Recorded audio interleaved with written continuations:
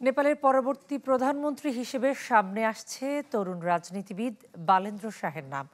শুরুতে র্যাপার হিসেবে জনপ্রিয়তা পেলেও কাঠমান্ডুর মেয়র হিসেবেও পেয়েছেন মানুষের ভালোবাসা। তাই সামাজিক যোগাযোগ মাধ্যমে সয়লাব বালেন্দ্রকে প্রধানমন্ত্রী করার দাবিতে। এছাড়াও নাম আসছে সংসদ সদস্য সুমনা শ্রেষ্ঠার নামও। প্রেসিডেন্ট, প্রধানমন্ত্রী সহ বেশ কয়েকজন মন্ত্রীর পদত্যাগের পর রাজনৈতিক শূন্যতায় নেপাল। স্থানীয় গণমাধ্যমগুলো বলছে অস্থায়ীভাবে ক্ষমতা নিতে পারে সেনাবাহিনী।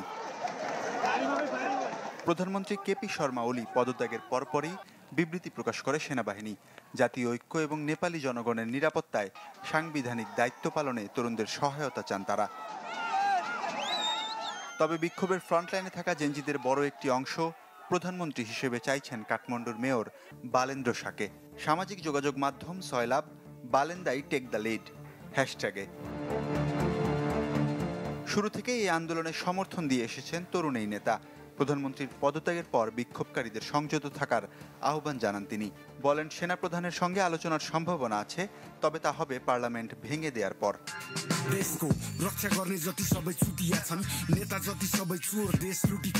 বালেন্দ্র শাহ বালেন নামেই বেশি পরিচিত। রাজনীতিতে আসার আগে নেপালের আন্ডারগ্রাউন্ড হিপ হপ জগতের র্যাপার এবং গীতিকার হিসেবে পরিচিত ছিলেন।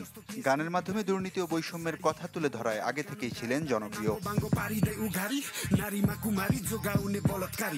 তবে অন্তর্বর্তী প্রধানমন্ত্রী হিসেবে নাম আসছে সংসদ সদস্য সুমনা শ্রেষ্ঠারও।